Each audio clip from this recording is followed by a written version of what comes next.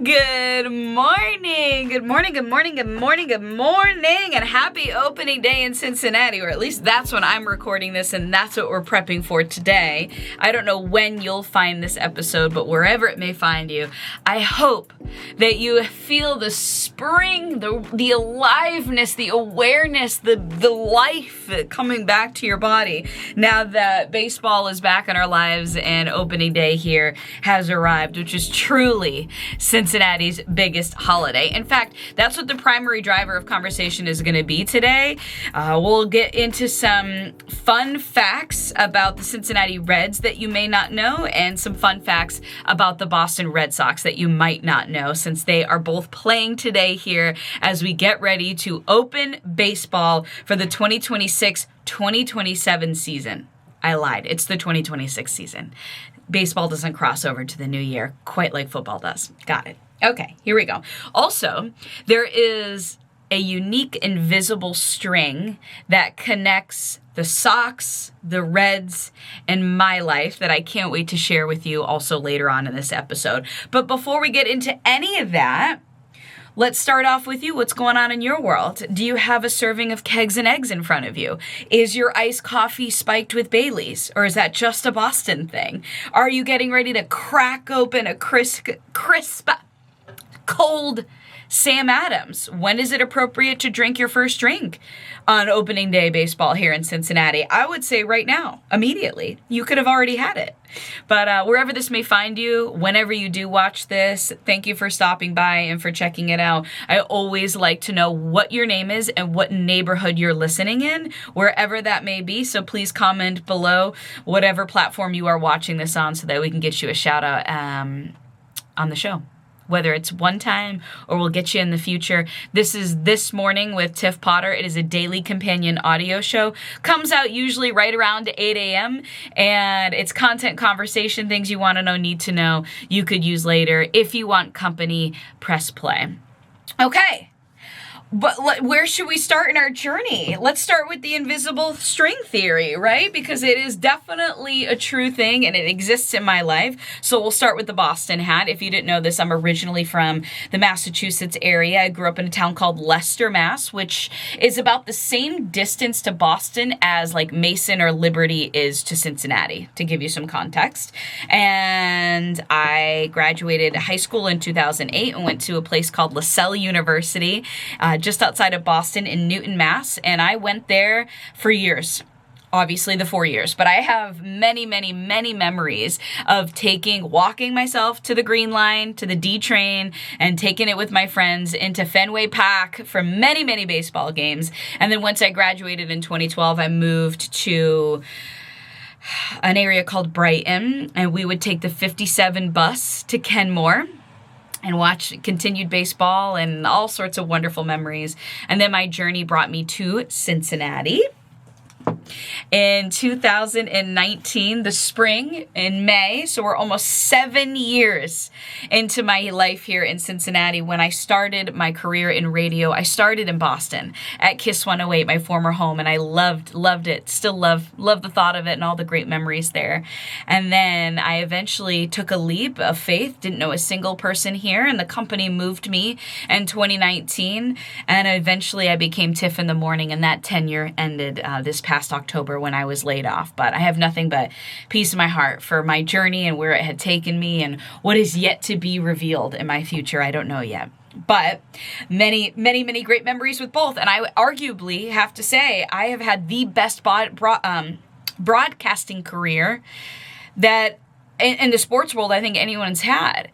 You know, I grew up watching the Sox and the Pats, and then I ended up being able to broadcast during Red Sox championship parades, Celtics, Bruins, Patriots, Marathon Monday. By the way, Marathon Monday is a very good comparison to what opening day is like here in Cincinnati, energy-wise.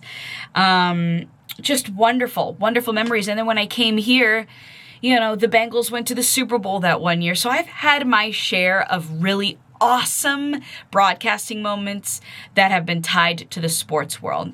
And what's interesting, too, that I love, my invisible string theory here, is that in 2004, the Sox broke the curse and won their first World Series in like 86 years. That team was coached and managed, rather, by Terry Francona. In 2007, when they won again, I had just turned 18, and my best friend Megan and I went and got matching Red Sox tattoos that I still have to this day, and the team was managed by Terry Francona.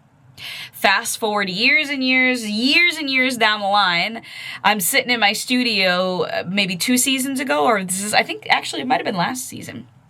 Terry Francona, who is not new to Cincinnati, used to play here, was announced to be the manager of the Cincinnati Reds, and hopefully will take us to our next championship here in Cincinnati. We'll see. That is my invisible string.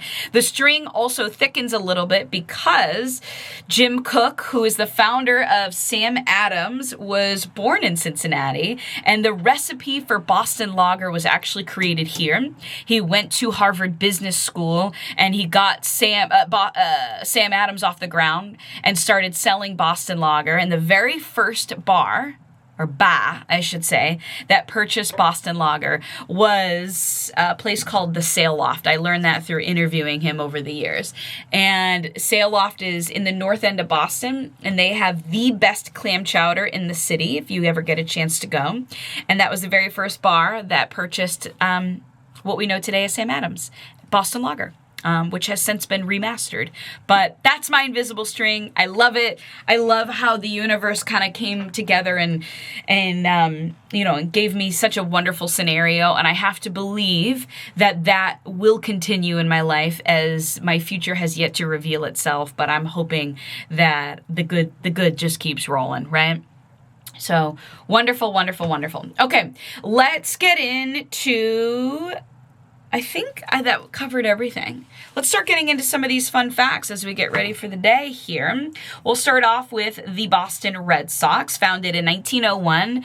Oh, I should say this in my... Hold on. Why am I not doing this in my Boston accent? Hello. I've been often asked, where is your Boston accent? And she comes out when I'm pissed off or when I'm drunk. And I'm neither one of those things, but I will turn it on for you this morning.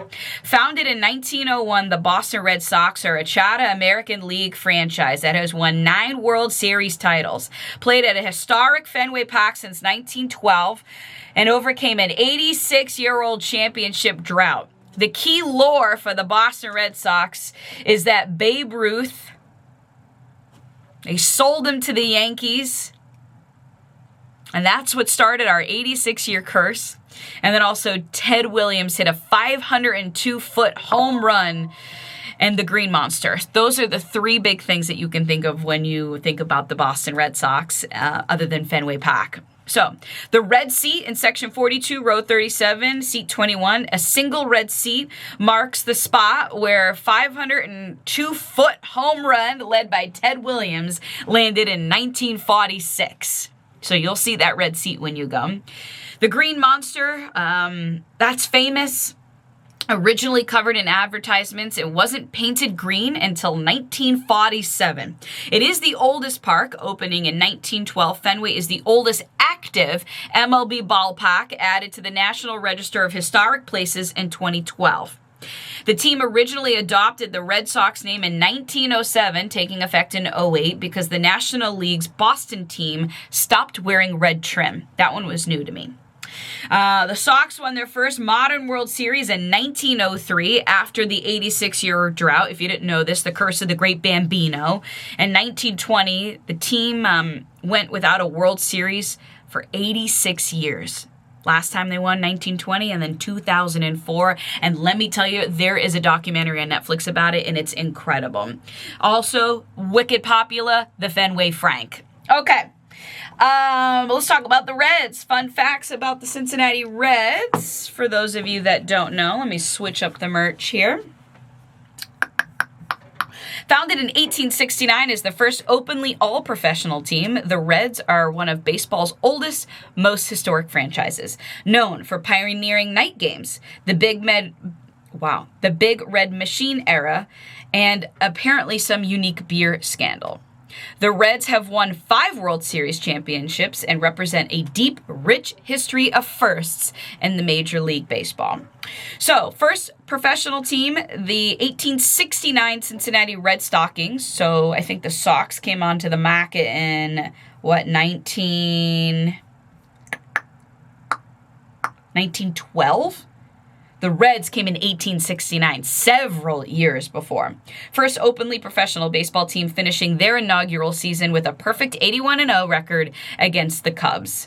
The Bloody Stockings, the team wore loud red stockings to draw crowds. Early in their history, players reported cases of blood poisoning if they were spiked because the toxic red dyes from the socks would seep into their wounds. Also known for the night games, the Reds played their first ever MLB night game on May 24th in 1935 at Crosley Field, defeating the Phillies 2-1.